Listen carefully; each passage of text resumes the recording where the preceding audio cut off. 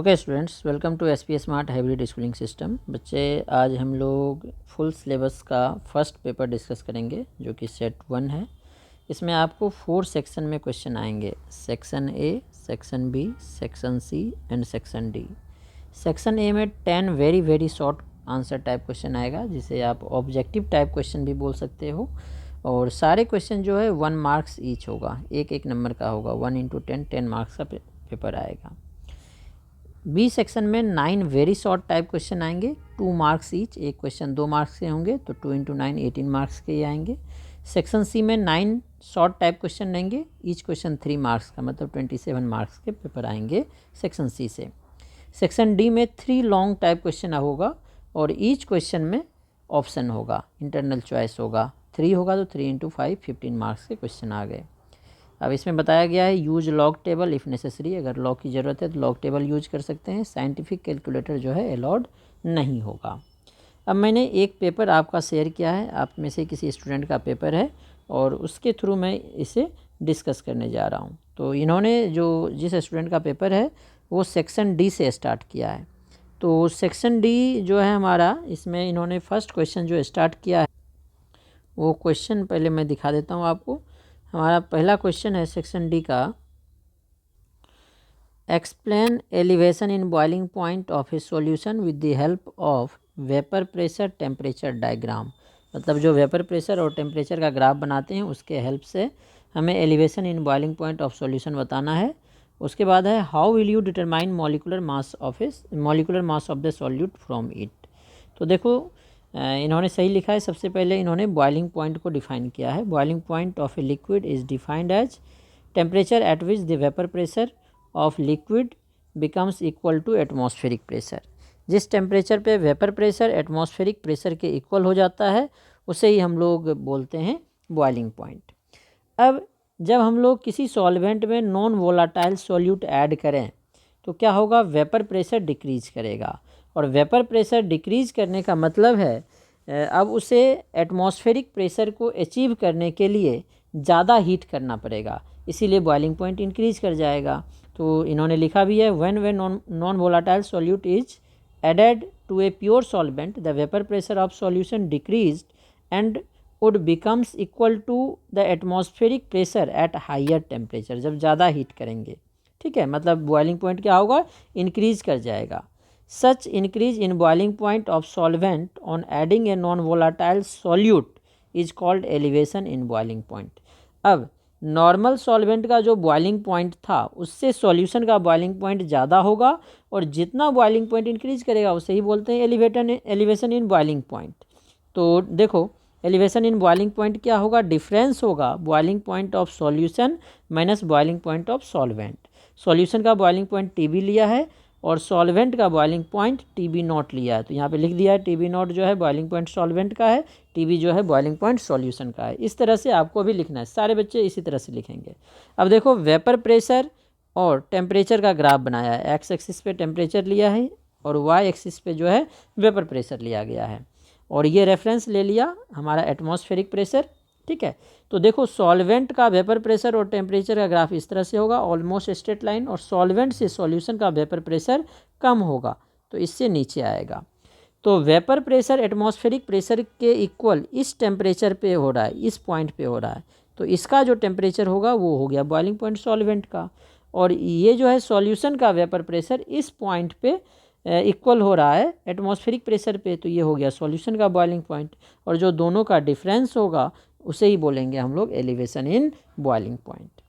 अब elevation in boiling point directly proportional होता है मोलेलिटी के। आप डायरेक्ट कर सकते हो, इसे इसको हमने ट्रायंगल बना के प्रूफ करना भी बताया था, लेकिन डायरेक्ट भी कर सकते हैं क्योंकि एनसीईआरटी में हमें गिवन है डायरेक्ट, ठीक है। तो डेल्टा टी भी डायरेक्टली प्रोपोर्शनल टू एम होता है। एम जो है मोलेलिटी है of non volatile solute, non volatile molality, M is molality of the solution, यहाँ लिखेंगे, यहाँ पे ये मिस्टेक किया है, ठीक है। Molality of the solution containing non volatile solute, ये लिखना था यहाँ पे। जो एम है सॉल्यूट का मोलेलिटी नहीं होता है, मोलेलिटी हमेशा सॉल्यूशन का होता है। तो delta T B directly proportional to M है, तो डायरेक्टली प्रोपोर्शनल को अगर इक्वल में रिप्लेस करें तो हम लोग क्या करते हैं, कांस्टेंट लगाते हैं के बी, तो delta T B equals to K B into M. K B जो है प्रोपोर्शनैलिटी कांस्टेंट है, इसे ही हम लोग मोलल एलिवेशन कांस्टेंट या एब्यूलियोस्कोपी कांस्टेंट बोलते हैं। ठीक है, अब इससे हम लोग मॉलिकुलर मास का डेरिवेशन करेंगे, मॉलिकुलर मास ऑफ सॉल्यूट का। तो डेल्टा टी बी क्या आया, K B into M. M molality है, मोलेलिटी क्या होता है, अब यहाँ पे इसे लिख देना चाहिए, इन्होंने डायरेक्ट कर लिया है, यहाँ पे लिख देता तो मोलेलिटी होता है, सिंस मोलेलिटी होता है number of moles of solute, moles of solute upon mass of solvent, mass of क्या होता है, सॉल्वेंट होता है इन किलोग्राम। ठीक है, अब मोल का फॉर्मूला होता है given mass upon molar mass, W B mass है ग्राम में, एम बी जो है मोलर मास है सॉल्यूट का। W A mass of solvent gram में है, इसलिए 1000 से डिवाइड कर दिया तो किलोग्राम में आ जाएगा। तो डेल्टा टी बी क्या होगा, के बी डब्ल्यू बी, ये 1000 ऊपर चला जाएगा, W A into M B. तो अब इस एम बी को इधर कर लो, डेल्टा टी बी को इधर कर लो, तो हमें मोलर मास ऑफ सॉल्यूट निकल जाएगा यहाँ से। ठीक है, अब इसका जो ऑप्शन वाला क्वेश्चन है डिफाइन फ्रीजिंग पॉइंट, जैसे इसमें बॉइलिंग पॉइंट था तो इसमें फ्रीजिंग पॉइंट को डिफाइन करना है। Explain Y freezing point of a solvent lowered on dissolving A non volatile solute. तो जैसे बॉइलिंग पॉइंट एलिवेशन होता है क्योंकि वेपर प्रेशर डिक्रीज होता है, सिमिलरली आपको फ्रीजिंग पॉइंट में डिप्रेशन क्यों होता है ये भी बताना है, क्योंकि जब हम लोग सॉल्वेंट में नॉन वोलाटाइल सॉल्यूट ऐड करेंगे तो वेपर प्रेशर डिक्रीज करेगा, और फ्रीजिंग पॉइंट वो टेम्परेचर होता है जिस पे लिक्विड और सॉलिड फेज इक्विलिब्रियम में होगा, तो इस कारण से आपको एक्सप्लेन करना पड़ेगा ये पूरा। ठीक है, हम देखो सेकंड क्वेश्चन है, लॉन्ग का इन्होंने किया है, सेक्शन डी का ही। ये अच्छा प्रोसेस है करने का, जैसे आपने सेक्शन डी स्टार्ट किया तो सेक्शन डी के सारे क्वेश्चन कर लो, आप चाहे तो सेक्शन ए से भी स्टार्ट कर सकते, तो सेक्शन ए से स्टार्ट करते तो सेक्शन ए के सारे क्वेश्चन पहले कर लेते। अब देखो जो सेकंड क्वेश्चन है इसमें है define Kohlrausch law, how does it help in. तो यहाँ पे सबसे पहले स्टेटमेंट लिखना है कोहलॉस लॉ का, डिफाइन कोहलॉस लॉ में how does it help in, मतलब कोहलॉस लॉ किस तरह से हेल्प करता है calculation of lambda naught. Lambda naught मतलब limiting molar conductivity of weak electrolyte. तो इसका एप्लीकेशन है, एप्लीकेशन में हमने बताया था फर्स्ट एप्लीकेशन, जो वीक इलेक्ट्रोलाइट का मोलर कंडक्टिविटी है वो स्ट्रॉन्ग इलेक्ट्रोलाइट के हेल्प से किस तरह से निकालते हैं वो करना था। और उसी के सेकेंड या थर्ड एप्लीकेशन में है, आपके नोट्स में भी मिल जाएगा, degree of dissociation of weak electrolyte, alpha की वैल्यू निकालते हैं lambda M C upon lambda M naught, वो दोनों एप्लीकेशन इसमें आपको डिस्कस करना था। इसके ऑप्शन में है explain the term electrode potential, how it related with concentration of ion in solution. मतलब इसमें देखो इलेक्ट्रोड पोटेंशियल क्या है ये बताना है, उसके बाद इलेक्ट्रोड पोटेंशियल का रिलेशन कंसंट्रेशन से कैसे करते हैं, मतलब नर्स्ट इक्वेशन आपको एक्सप्लेन करना है। तो देखो बच्चे ने यही क्वेश्चन एक्सप्लेन किया है, इलेक्ट्रोड पोटेंशियल पहले डिफाइन किया है, is defined as the potential difference between the electrode and its ions. एकदम सही है बच्चे। अब देखो ये 5 मार्क्स में था तो इसमें इसे थोड़ा सा और मेहनत करना चाहिए। इसमें क्या करना चाहिए बच्चे को, तो सबसे पहले इसमें क्या करना चाहिए, इसको एक एग्जांपल लेके बताना चाहिए, डायग्राम बना के। एक कंटेनर ले लेते हैं, इसमें कोई एक रॉड ले लेते हैं, ठीक है, जैसे फॉर एग्जांपल जिंक का लिया तो इसमें जिंक के आयंस ले लेंगे Zn2+। तो जिंक रॉड और Zn2+ के बीच जो पोटेंशियल डिफरेंस होगा दैट इज़ इलेक्ट्रोड पोटेंशियल। इतना बता देते हैं। फिर बता देते हैं इलेक्ट्रोड पोटेंशियल 2 टाइप के होते हैं। इलेक्ट्रोड पोटेंशियल जो है 2 टाइप के होते हैं, ऑक्सीडेशन पोटेंशियल और रिडक्शन पोटेंशियल। और ऑक्सीडेशन पोटेंशियल और रिडक्शन पोटेंशियल को डिफाइन करना था। इसके बाद हमें बताना है नर्स्ट इक्वेशन, क्योंकि जो इलेक्ट्रोड पोटेंशियल का रिलेशन है कंसंट्रेशन के टर्म से वो नर्स्ट इक्वेशन बताता है। तो इन्होंने लिखा है Nernst equation gave the relation between concentration of ion and electrode potential. तो एक जनरल इक्वेशन ले लिया हाफ रिएक्शन का, Mn+ n इलेक्ट्रॉन ऐड करके m बना रहा है। इसमें Mn+ से m जो है इलेक्ट्रोड पोटेंशियल है, E0 लगा दो तो स्टैंडर्ड इलेक्ट्रोड पोटेंशियल है, n नंबर ऑफ इलेक्ट्रॉन्स है जो कि रिएक्शन में इन्वॉल्व होगा, F Faraday constant, T temperature है, इसमें ये भी लिखना था in kelvin, R universal gas constant, इसमें चाहो तो वैल्यू भी लिख सकते हो। तो अब इक्वेशन क्या है, E = E0, Mn+ से m दोनों में है, -2.303 RT/NF log base 10 product upon reactant. तो प्रोडक्ट में m सॉलिड है, तो ये जो सॉलिड है, यहाँ पूरा लिख देना चाहिए, और Mn प्लस एक्वस है।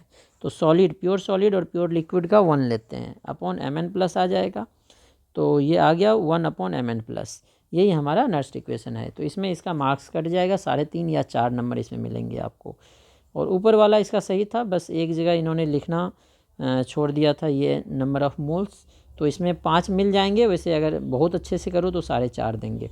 ठीक है, अब देखो थर्ड क्वेश्चन इसका क्या है। थर्ड क्वेश्चन में है right short note on, short note लिखना है reamer टाइमन reaction, aldol condensation, Cannizzaro reaction, aldehyde and ketone. इसके ऑप्शन में है रिएक्शन ये है परकिन, Clemmensen reduction and Friedl Crafts acylation. तो देखते हैं इन्होंने फर्स्ट वाला ऑप्शन किया है, तो रिमर टाइमन रिएक्शन। रिमर टाइमन रिएक्शन में क्या करते हैं हम लोग, फिनॉल का रिएक्शन क्लोरोफॉर्म के साथ एक्वस NaOH के प्रेजेंस में करते हैं। तो फिनॉल जो है एक्वस NaOH के साथ फिनॉक्साइड आयन बनाता है, और क्लोरोफॉर्म यहाँ पे 2 बार NaOH आएगा, एक फिनॉल के साथ रिएक्शन कर फिर फिनॉक्साइड बनाएगा, दूसरा NaOH क्या करेगा, क्लोरोफॉर्म को कार्बिन आयन, कार्बिन इलेक्ट्रोफाइल में कन्वर्ट करता है। कार्बिन फिनॉल के ऑर्थो और पैरा दोनों पोजीशन पे अटैक करके CH-Cl2 यहाँ भी आएगा, और दूसरे प्रोडक्ट में पैरा पे भी आएगा, वो माइनर बनेगा, इसलिए उसको छोड़ भी सकते हैं, जैसे इन्होंने छोड़ दिया है। अब एक्वस NaOH डालेंगे 2 बार, तो दोनों क्लोरीन को OH से रिप्लेस कर देगा, और 2 OH अगर एक कार्बन पे आता है तो वो कन्वर्ट हो जाता है डबल बॉन्ड O में, तो CH के साथ डबल बॉन्ड O एल्डिहाइड बन जाएगा। अब ये ONA है और ऑर्थो पोजीशन पे एल्डिहाइड है, तो इसका हाइड्रोलाइसिस कर लो डाइल्यूट HCl से, तो ये OH बन जाएगा, इसीलिए सेलिसल्डिहाइड बोलेंगे। इट इज़ मेजर प्रोडक्ट, क्योंकि इसमें इंट्रामोलिकुलर हाइड्रोजन बॉन्ड होगा। पैरा में इंट्रामोलिकुलर हाइड्रोजन बॉन्ड नहीं होगा, इसीलिए वो हम लोग नहीं लिखते हैं, माइनर प्रोडक्ट होता है। एल्डोल कंडेंसेशन, एल्डोल कंडेंसेशन तब होगा जब एल्डिहाइड और कीटोन हो, और दोनों एल्डिहाइड या कीटोन जो भी हो उसमें अल्फ़ा हाइड्रोजन प्रेजेंट हो। तो अब इसमें देखो 4-4 है, तो एल्डोल में सिंपल, क्रॉस और इंट्रामोलिकुलर तीनों करने की ज़रूरत नहीं है, क्योंकि 4 है तो एक क्वेश्चन का 1.25 मार्क्स हुआ।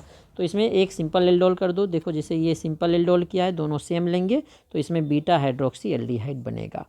ठीक है, दूसरा केनिजारो भी है, तो केनिजारो में भी सिंपल करेंगे। केनिजारो के लिए भी एल्डिहाइड या कीटोन होना चाहिए और अल्फ़ा हाइड्रोजन नहीं होना चाहिए, और इन्होंने केनिजारो में क्रॉस केनिजारो किया है। ये देखो कोई भी एक कर सकते हैं, सिंपल भी कर सकते थे, क्रॉस भी कर सकते थे, तो इसमें भी अल्फ़ा हाइड्रोजन नहीं है, इसमें भी नहीं है। अब क्रॉस केनिजारो में किसका कार्बोक्सिलिक एसिड का सॉल्ट बनेगा, किसका अल्कोहल बनेगा, तो जिसमें बल्कि ग्रुप कम होंगे वो कार्बोक्सिलिक एसिड का सॉल्ट बनाएगा, जैसे ये कार्बोक्सिलिक एसिड का सॉल्ट बनाएगा और ये अल्कोहल बनाएगा। ये गलत कर दिया, यहाँ पे CH2OH बनाएगा, तो केनिजारो रिएक्शन में ये मिस्टेक किया है, ये फिनॉल नहीं बनेगा, बेंजाइल अल्कोहल बनेगा। यहाँ पे C भी है तो CH2OH आएगा। ठीक है, अब जो नेक्स्ट पार्ट है उसमें है एल्डिहाइड और कीटोन को एक्सप्लेन करना है। तो एल्डिहाइड और कीटोन बताना है, अगर कार्बोनाइल ग्रुप के ये दोनों साइड हाइड्रोजन या एक साइड अल्काइल एक साइड हाइड्रोजन है तो एल्डिहाइड होगा, मतलब कार्बोनाइल ग्रुप के एक साइड हाइड्रोजन, दूसरे साइड कोई भी हो सकता है। ठीक है ना, अल्काइल हाइड्रोजन में से या एराइल कोई भी हो सकता है। लेकिन कीटोन में कार्बोनाइल ग्रुप के दोनों साइड अल्काइल या एराइल होगा तो उसे हम लोग कीटोन बोलेंगे। विथ एग्जांपल बता दिया है, बहुत अच्छी बात किया है। बस एक इन्होंने मिस्टेक किया है केनिजारो में, तो 4 नंबर या 4.5 नंबर इसका मिल सकता है। नेक्स्ट अब सेक्शन सी स्टार्ट किया है। सेक्शन सी में अब देखते हैं क्या क्या है। सेक्शन सी में हमारे पास 9 क्वेश्चंस होते हैं। तो 9 क्वेश्चन में इन्होंने सबसे पहला फर्स्ट स्टार्ट किया है, define order of reaction, derive an expression for the rate constant in the zero order reaction. तो सबसे पहले ऑर्डर ऑफ रिएक्शन को डिफाइन करेंगे। Order of reaction is defined as the sum of power of the reactants in a rate law expression. Rate law expression देखो, अब इसके लिए पहले इसको एक रिएक्शन लिखना चाहिए। ए और बी 2 टर्म में किया है तो ए प्लस बी का गिव्स प्रोडक्ट। अब इसमें चाहते तो आप N1A और N2B भी लिख सकते थे। तो R equals to rate constant K होता है, A का पावर N1 नहीं करेंगे अल्फ़ा, B का पावर बीटा, और अल्फ़ा प्लस बीटा को ही हम लोग क्या बोलते हैं, order of reaction. Then the order नहीं, ऑर्डर ऑफ रिएक्शन, क्योंकि ऑर्डर का मतलब A का ऑर्डर तो अल्फ़ा है, B का ऑर्डर बीटा है, order of reaction alpha plus beta होगा। ये चीज़ ध्यान रखना, छोटी छोटी चीज़ें मार्क्स कट जाते हैं। Let us consider a zero order reaction, A से बी एक जीरो ऑर्डर रिएक्शन ले लिया। तो जीरो ऑर्डर रिएक्शन में क्या होगा, आर के, ए का पावर 0, क्योंकि एक ही रिएक्टेंट लिया इसमें, किसी भी चीज़ का पावर 0 1 हो जाएगा। आर इक्वल्स टू के, एकदम सही किया है। अब क्या करेंगे, रेट ऑफ रिएक्शन क्या होता है, R equals to minus D A by D T equals to plus D B by D T, लेकिन हमें ए के टर्म में निकालना है तो minus D A by D T लिया है। अब फर्स्ट और सेकंड दोनों में आर सेम है एल एच एस, तो आर एच एस सेम किया, K minus D A by D T. ठीक है, अब इन्होंने क्या किया बच्चे, यहाँ पे हम लोग वेरिएबल सेपरेबल करके भी डायरेक्ट कर सकते थे और वैल्यू निकाल के भी पुट कर सकते थे, इंडेफिनिट इंटीग्रेशन सी का वैल्यू लेके। यहाँ पे सीधे ही इन्होंने कर दिया, अगर टाइम 0 होगा तो ए का जो कंसंट्रेशन है उसे इनिशियल कंसंट्रेशन बोलेंगे और किसी भी टाइम टी पे उसे हम लोग फाइनल कंसंट्रेशन बोलेंगे, टी टाइम पे जो कंसंट्रेशन है। तो देखो इसको वेरिएबल सेपरेबल एक स्टेप और कर देना चाहिए, यहाँ पे डी ए क्या हो जाएगा माइनस के डी टी। अब integrating both side, integrating between with in limits. ठीक है, तो डी ए को इंटीग्रेट किया, ए का लिमिट क्या है ए नॉट से ए का लिमिट है हमारे पास ए नॉट से ए। ठीक है, और टी का लिमिट है 0 से टी। अब इंटीग्रेट कर दिया और वैल्यू पुट कर दिया तो K equals to A naught minus A by T आ गया। ए नॉट माइनस ए को ही हम लोग एक्स बोलते हैं, तो K equals to X by T भी लिख सकते थे। तो इन्होंने सारा अच्छा काम किया है, बस थोड़ा सा मिस्टेक किया यहाँ पे, एक इनको रिएक्शन लिख देना चाहिए और ये ऑर्डर ऑफ रिएक्शन है। तो अगर अच्छे रहे चेक करने वाले तो 3 भी दे सकता है या 2.5 आपको मिलेगा इसमें। ठीक है, अब सेकेंड क्वेश्चन है हमारा, सेकेंड क्वेश्चन है what is rate of reaction. इसमें रेट ऑफ रिएक्शन को डिफाइन करना है, explain that effect of temperature on it. तो रेट ऑफ रिएक्शन को डिफाइन करना है सबसे पहले। तो rate of reaction is define, यहाँ पे ज़्यादा अच्छा रहेगा अगर देखो जो डिफाइन कर रहे हो वो अगर लिख दिया जाए, रेट ऑफ रिएक्शन फिर लिखो चाहो तो, rate of reaction is defined as या it is defined as the concentration of the reactant और product, it is change in concentration, ये भी मिस्टेक किया यहाँ पे, find as the change in, change लिखना छोड़ दिया, कंसंट्रेशन ऑफ द रिएक्टेंट्स और products per unit time per unit stoichiometric coefficient, बहुत सही है, लेकिन यहाँ पे चेंज इन छोड़ दिया तो मार्क्स कट सकते हैं। रिएक्शन मान लिया, इसमें देखो माना है, ये रिएक्शन ले लिया है, तो आर क्या होगा, कोफिशिएंट इसका n1 है तो रिएक्टेंट का माइनस लेते हैं D A by D T, product में प्लस लेते हैं, यहाँ प्लस लिख देना चाहिए। ठीक है, तो इफेक्ट ऑफ टेम्परेचर क्या है, जब टेम्परेचर हम लोग बढ़ाते हैं तो रेट ऑफ रिएक्शन इंक्रीज करता है, क्योंकि कॉलिजन इंक्रीज होगा, क्योंकि टेम्परेचर बढ़ने से काइनेटिक एनर्जी बढ़ता है तो कॉलिजन इंक्रीज कर जाएगी। ठीक है, और टेम्परेचर अगर हम लोग 10 डिग्री इंक्रीज करें तो रेट ऑफ रिएक्शन एक फैक्टर से इंक्रीज कर जाता है, उसे ही हम लोग बोलते हैं टेम्परेचर कोफिशिएंट अल्फ़ा। ठीक है, तो अल्फ़ा की वैल्यू भी इसमें चाहे तो बता सकते थे, 2 to 3 के बीच में होती है किसी भी रिएक्शन के लिए, जो अल्फ़ा की एक्सपेरिमेंटल वैल्यू है टेम्परेचर कोफिशिएंट 2 to 3 टाइम्स होती है। नेक्स्ट क्वेश्चन नंबर 3 है, describe briefly the oxidation state of 3D transition series elements along with paramagnetic behaviour of ions या मेटल्स ऑफ द सीरीज।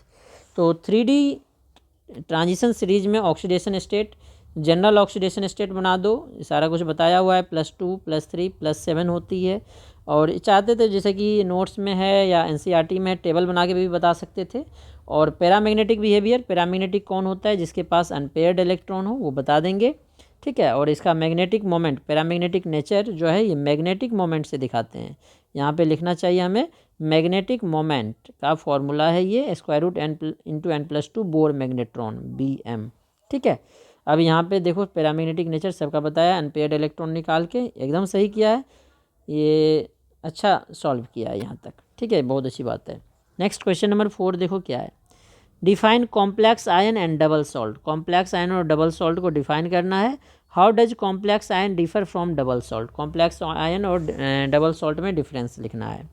तो पहले डिफाइन कर लो, complex ion is a complex compound form by, complex ion बोला है तो complex ion is a defined as, compound नहीं लिखना था, defined as an ion, complex पहले लिख दिया, defined as an ion form by ligands and metal atom by the donation of electron pair from ligands to metal ion, एकदम सही है। Metal atom भी लिख सकते थे NiCO4 एंड FeCO5। ये बच्चे सारे न्यूट्रल ले लिया, एक आयन के फॉर्म में भी यहाँ पे लेना चाहिए था, FeCN6 3- या 4- भी ले सकते थे, एक आयन भी ले लेते। ठीक है, तो ज़्यादा अच्छा रहता है वैसे, ठीक है चल जाएगा। वैसे कॉम्प्लेक्स आयन है, इसमें सारा इन्होंने न्यूट्रल ले लिया।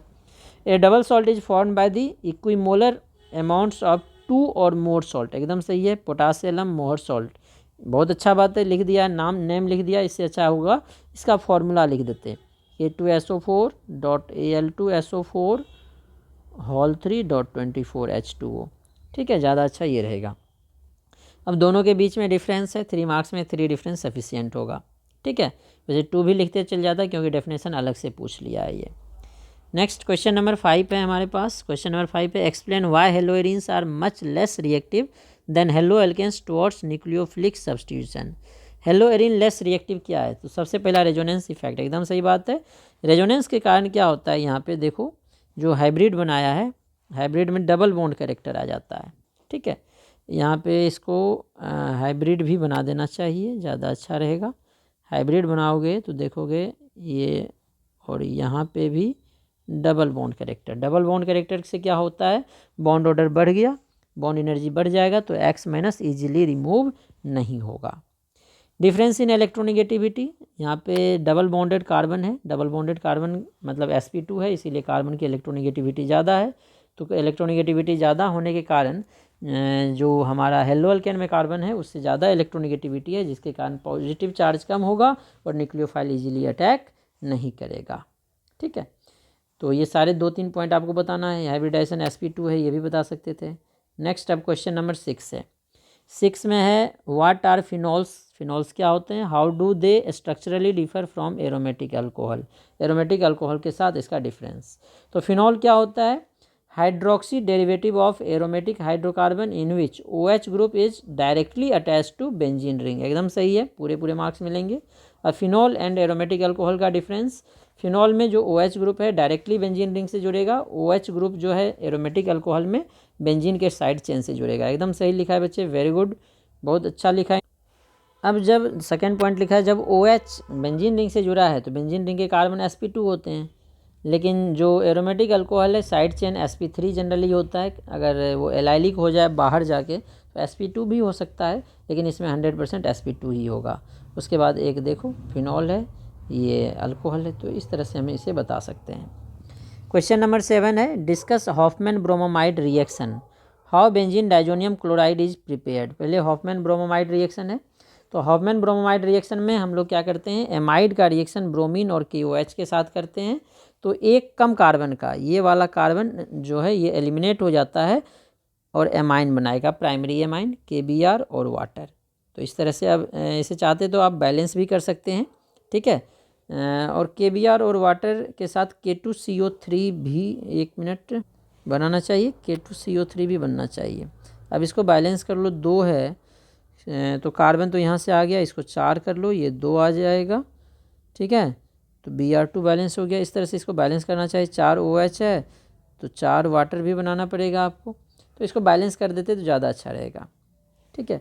अब नेक्स्ट क्या था इसी में 7th पार्ट में, benzene diazonium chloride is prepared. Benzene diazonium chloride हम लोग एनिलीन का डाइजोटाइजेशन से बनाते हैं, एनिलीन का रिएक्शन NaNO2 और HCl के साथ, या HNO2 और HCl 273 से 278 केल्विन में करते हैं, तो ये बेंजीन डाइजोनियम सॉल्ट बनता है। अब ये ट्रिपल बॉन्ड यहाँ पे दिखा दिया, तो इससे पॉजिटिव चार्ज और इस पर नेगेटिव चार्ज दिखाना चाहिए, अदरवाइज इनकरेक्ट हो जाएगा क्योंकि नाइट्रोजन 4 कोवैलेंट बॉन्ड नहीं बनाता है, ठीक है, तो ये आपको दिखाना पड़ेगा पॉजिटिव और नेगेटिव चार्ज, या डायरेक्ट आप N2Cl लिख सकते थे। नेक्स्ट क्वेश्चन नंबर 8 है how amines separated by Hinsberg test. Hinsberg test मतलब बेंजीन सल्फोनाइल क्लोराइड के साथ कैसे सेपरेट करेंगे, तो प्राइमरी एमाइन जो 3 कंटेनर जो हमारा कंटेनर है 3 कंटेनर में जिसमें प्राइमरी सेकेंडरी टर्सरी एमाइन है, उसमें बेंजीन सल्फोनाइल क्लोराइड डाल देंगे, तो एक हाइड्रोजन Cl के साथ HCl बना के अलग हो जाएगा और ये सल्फोनामाइड बनाएगा, ठीक है। अब इसमें एसिडिक हाइड्रोजन प्रेजेंस है, तो इसीलिए जब KOH डालेंगे तो KOH के साथ ये हाइड्रोजन रिएक्शन करके HOH वाटर बनाएगा और ये सॉल्ट का फॉर्मेशन करेगा। सेकेंडरी अल्कोहल सिर्फ एमाइड के फॉर्म में रहेगा और टर्सरी अल्कोहल रिएक्शन नहीं करेगा, ठीक है। अब क्या करेंगे, it is not soluble in KOH, जो हमारा सल्फोनामाइड है ये सॉल्युबल नहीं है, वो जो है सॉल्युबल था, तो ये दोनों सेपरेट हो जाएगा, तो due to absence of hydrogen atom reaction mixture is filter करेंगे, उसके बाद फिर हाइड्रोलाइसिस करेंगे तो प्राइमरी सेकेंडरी टर्सरी तीनों अलग हो जाएगा, तो एकदम सही लिखा है। नेक्स्ट क्वेश्चन नंबर 9 है हमारा, ये 10 नहीं है 9 है, ये 10 गलती से यहाँ लिखा हुआ है, 9 है, ठीक है। 8 के बाद 9 है, व्हाट आर फॉस्फोलिपिड्स। तो the change of the optical activity of compound without physical property is called mutarotation. अच्छा, what is phospho, give an example, explain mutarotation. Mutarotation तो सही है, इन्होंने फॉस्फोलिपिड नहीं बताया। फॉस्फोलिपिड क्या होता है, हमारा बायोमोलिक्यूल्स चैप्टर में हमने पढ़ा था लास्ट में फॉस्फोलिपिड्स, उसमें ग्लिसरॉल के साथ फॉस्फोडाइस्टर लिंकेज होता है, तो वो आपको इसमें बताना है। ठीक है। अब नेक्स्ट सेक्शन बी है। सेक्शन बी में 2 मार्क्स के क्वेश्चन होते हैं, ईच क्वेश्चन 2 मार्क्स के हैं। तो फर्स्ट है explain the term molarity molality. तो इसमें डिफाइन करना है, फॉर्मूला लिखना है और यूनिट बताना है। तो मोलरिटी है पहला, इस तरह से लिख लो, ज़्यादा अच्छा रहेगा। अंडरलाइन कर दिया करो बच्चे, जैसे मोलरिटी कर रहे हैं तो अंडरलाइन कर दो। It is defined as the number of moles of solute present in 1 litre of solution. Very good. Mathematically number of moles of solute upon volume of solution in litre, unit mole per litre या molar, एकदम सही है। Molality, it is defined as number of moles of solute present in 1 kg solvent, number of moles of solute upon mass of solvent in kg, unit mole पर kg या molal. ठीक है। Second question है state Faraday's second law of electrolysis. Second law of electrolysis gram equivalence के according था। मास जो है directly proportional होता है इक्विवेलेंट मास के, तो W/E K के इक्वल होगा। मतलब अगर हम लोग इलेक्ट्रोलाइटिक सेल को सीरीज में कनेक्ट करें तो उसके इलेक्ट्रोड पे जो सब्सटेंस डिपॉजिट या लिबरेट होगा उसके मास और इक्विवेलेंट मास का रेशियो सेम होगा सारे कंपोनेंट का, और वो एक कांस्टेंट के इक्वल होगा। यही फेराडे सेकेंड लॉ है, एकदम सही लिखा है। 2 मार्क्स में है तो डायग्राम बनाने की ज़रूरत नहीं है, 3 में आता तो डायग्राम बना के भी इसको दिखा सकते थे। थर्ड क्वेश्चन है हमारे पास, define the term rate constant and specific rate constant.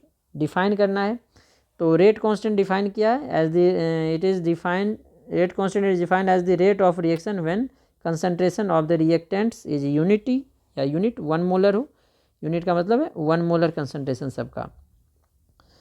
Specific rate constant is defined as the rate constant at room temperature, मतलब 25 डिग्री सेल्सियस पे जो निकालेंगे उसे बोलेंगे स्पेसिफिक रेट कांस्टेंट। ठीक है। क्वेश्चन नंबर 4 है अब हमारे पास, why transition metal act as catalyst, give reason. Variable oxidation state. ठीक है।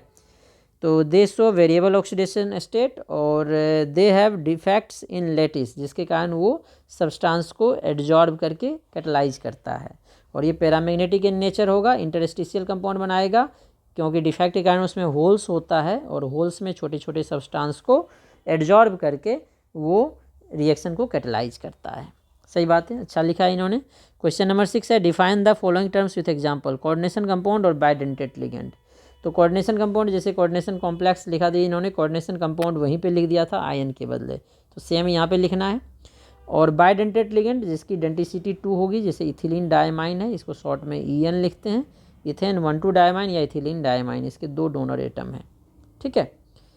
नेक्स्ट क्वेश्चन नंबर 7 है हमारे पास, what are coordination and ionization isomerism. Coordination isomerism और आयनाइजेशन आइसोमेरिज्म हमें एक्सप्लेन करना है। ठीक है। तो सबसे पहले इसको डिफाइन करना है, ionisation isomerism due to difference in the structure of the ionisation sphere and coordination sphere. Definition तो ठीक है, आयनाइजेशन स्फीयर और कोऑर्डिनेशन स्फीयर में एक्सचेंज होगा, लेकिन एग्जांपल गलत है, यहाँ पे आयनाइजेशन स्फीयर कुछ है ही नहीं। जैसे ये लिखा है, इसका कोऑर्डिनेशन नंबर देखो, मान लो यहाँ पे क्या लिखोगे, यहाँ पे मान लो 2 लिख दिया और इसको भी 2 कर दिया, बाहर Cl2 करता, तो ये 2 हो जाता, ये Cl2 अंदर आ जाता, SO4 बाहर हो जाता, होल 2, तो फिर ये आयनाइजेशन स्फीयर होगा। इसका एग्जाम्पल जो है गलत लिखा है। ठीक है ना, ये सब चीज़ ध्यान रखना, जो एग्जाम्पल है वो सही होना चाहिए, क्योंकि एग्जामिनर जो है सबसे पहले एग्जाम्पल देखेगा, क्योंकि वो आसानी से दिख जाता है, फिर डेफिनेशन पढ़ने की ज़रूरत हुई तो। कोऑर्डिनेशन आइसोमेरिज्म में क्या होगा बच्चे, क्या लिखा है इन्होंने, coordination isomerism arises due to exchange of metal atom between 2 coordination compound. एकदम सही है, इसका भी एग्जाम्पल देना था, और एग्जाम्पल ऐसा लेंगे जिसमें कैटायन और एनायन दोनों कोऑर्डिनेशन स्फीयर में होगा। ठीक है। इसके बाद नेक्स्ट क्वेश्चन है हमारे पास, क्वेश्चन नंबर क्या लिखा है, 8 में हमारे पास, give 2 methods of preparation of chlorobenzene. Chlorobenzene बनाना है, तो एक देखो गेटरमैन या सेंडमेयर रिएक्शन से बना सकते हैं, दोनों लिख लिया, ये सेंडमेयर भी लिख लिया और गेटरमैन भी। तो सेंडमेयर रिएक्शन में कॉपर क्लोराइड और HCl के साथ करेंगे, यहाँ HCl भी लिखेंगे, यहाँ पे तो लिखा है डाइजोनियम सॉल्ट बनाया, फिर इसका सेंडमेयर रिएक्शन, फिर डाइजोनियम सॉल्ट का गेटरमैन रिएक्शन। सही है, चलेगा। 2 मार्क्स में है तो चलेगा, नहीं तो अदरवाइज इसका थोड़ा थ्योरी या इसके नाम भी लिखना चाहिए। ठीक है, नेक्स्ट लास्ट क्वेश्चन नंबर 9 है हमारे पास। 9 ने 10 क्वेश्चन है इसमें, 9 और इसमें भी 10 क्वेश्चन होना चाहिए फिर। ठीक है, तो 9 ही है, 10 नहीं है, गलती से ऊपर वाला ए में 10 है, 9 है। How phenol is converted into phenolphthalein. Phenol का रिएक्शन एसिटिक फिनॉल का रिएक्शन कंसनट्रेटेड सल्फ्यूरिक एसिड के साथ थैलिक एनहाइड्राइड के साथ करते हैं तो ये फिनोप्थेलिन बनाता है। एकदम सही लिखा है।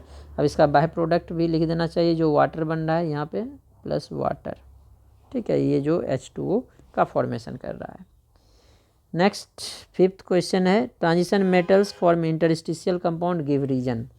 तो वही वेरिएबल ऑक्सीडेशन स्टेट इसमें लिखना नहीं चाहिए। इंटरस्टिशियल कंपाउंड बनाता है due to presence of voids, या जो हमारे इंटरस्टिशियल साइट होते हैं वो वैकेंट होते हैं, इसके कारण ये ट्रांजिशन मेटल का फॉर्मेशन करता है, ये इसमें लिखना था। ठीक है, नेक्स्ट सेक्शन ए है। सेक्शन ए में हमारा ऑब्जेक्टिव टाइप क्वेश्चन है। तो पहला है हमारा sunshine vitamin A, sunshine vitamin D को बोलते हैं। ठीक है, what is glycosidic linkage, bond form by the elimination of water between monosaccharide to form disaccharide is called glycosidic linkage. Polysaccharide के फॉर्मेशन में भी बनता है, जैसे COC बॉन्ड होगा इसको। ठीक है, इधर और भी होगा, इसे ही ग्लाइकोसिडिक लिंकेज बोलते हैं। थर्ड है, a nucleotide consist of 3 part, phosphate unit, a sugar, एक फॉस्फेट यूनिट जो कि फॉस्फोरिक एसिड से आता है, sugar, and a nitrogenous base, acid नहीं होगा बेस होगा, नाइट्रोजीनियस बेस। फॉस्फेट तो ले ही लिया फॉस्फोरिक एसिड से, शुगर और नाइट्रोजीनियस बेस होता है, ये गलत हो गया इसका। नेक्स्ट क्वेश्चन नंबर 4 है हमारे पास, write the reaction of aniline with bromine water. Aniline bromine water के साथ 2,4,6 ट्राइब्रोमो एनिलीन बनाएगा, एकदम सही रिएक्शन है। क्वेश्चन नंबर 5 है, what is Tollens reagent. Ammoniacal silver nitrate के सॉल्यूशन को टॉलेंस रिएजेंट बोलते हैं। नेक्स्ट क्वेश्चन नंबर 6 है, विच इज स्ट्रॉन्गेस्ट एसिड। एकदम सही है, फॉर्मिक एसिड यहाँ पे स्ट्रॉन्गेस्ट होगा, क्योंकि यहाँ पे देखो मिथाइल प्लस आई ग्रुप, यहाँ पे 2 मिथाइल, 2 प्लस आई ग्रुप, यहाँ पे 3 प्लस आई ग्रुप, तो प्लस आई ग्रुप एसिडिक नेचर को डिक्रीज करता है, इसीलिए इसका फॉर्मिक एसिड आंसर होगा। अब 7th क्वेश्चन इन्होंने नहीं किया। 7th क्वेश्चन क्या है, acetone on distillation with concentrated sulphuric acid. तो कंसनट्रेटेड सल्फ्यूरिक एसिड के साथ एसीटोन जो है एरोमेटिक कंपाउंड बनाता है, जिसे मेसिटिलीन बोलते हैं। बी पार्ट सही होगा। रिएक्शन देखो कैसे होता है, एसिटिलीन क्या होता है, एसिटिलीन नहीं है, एसीटोन है, सॉरी, एसीटोन मेसिटिलीन का फॉर्मेशन करता है, CH3COCH3। इसका जब हम लोग डिस्टिलेशन करें कंसनट्रेटेड सल्फ्यूरिक एसिड, डिस्टिलेशन का मतलब है इसके साथ इसे हीट करेंगे तो ये एरोमेटिक कंपाउंड बनाएगा, बेंजीन रिंग। ठीक है, मतलब 3 मॉलिक्यूल लेंगे और तीनों पे क्या होगा, 1, 3 और 5 पोजीशन पे आ जाएगा इसका मिथाइल, इसे ही मेसिटिलीन बोलते हैं। तो इसका आंसर मेसिटिलीन, बी पार्ट सही होगा। क्वेश्चन नंबर 8 है हमारा, chloral on treatment with dilute NaOH goes aldol reaction. अब ये ट्रू है या फॉल्स है ये बताना है। तो ये जो है फॉल्स ही होगा। क्यों होगा फॉल्स, क्योंकि एल्डोल के लिए अल्फ़ा हाइड्रोजन होना चाहिए। और क्लोरल क्या होता है बच्चे, क्लोरल जो है एल्डिहाइड होता है, वैसे C डबल बॉन्ड OH, इसके साथ जो है CCl3 होता है। तो यहाँ पे अल्फ़ा हाइड्रोजन नहीं है, इसीलिए ये जो है हमारे पास एल्डोल रिएक्शन नहीं देगा। ठीक है, इसका अगर रिएक्शन देखोगे तो क्लोरल जो है इसके साथ रिएक्शन करता है और रिएक्शन करके एल्डोल नहीं क्लोरोफॉर्म देता है, CHCl3 और HCOONA क्लोरोफॉर्म देगा और फॉर्मेट बनाएगा, सोडियम फॉर्मेट, फॉर्मिक एसिड का सॉल्ट। ठीक है, नेक्स्ट क्वेश्चन नंबर 9 है हमारे पास, व्हेन इथेनॉल एल्डिहाइड है heated it Fehling solution gives a precipitate of, किसका प्रेसिपिटेट देगा, जब हीट करते हैं तो Cu2O का देगा। इसका CuO गलत है, Cu2O का देगा, क्योंकि इसमें Cu2+ होता है कॉपर सल्फेट में फेलिंग सॉल्यूशन, और Cu2+ खुद रिड्यूस होकर Cu2O बनाता है, तो सी पार्ट इसका करेक्ट होगा। नेक्स्ट है, ethyl alcohol exhibit acidic character on reaction with acetic acid, acid के साथ तो नहीं, सोडियम मेटल के साथ होगा, K2Cr2O7 के साथ नहीं होगा, हाइड्रोजन क्लोराइड HCl एसिड ये सॉल्ट है, बेस मेटल के साथ होगा या बेस के साथ होगा, तो बी वाला ऑप्शन करेक्ट होगा। तो इस तरह से हमने ये पेपर डिस्कस किए।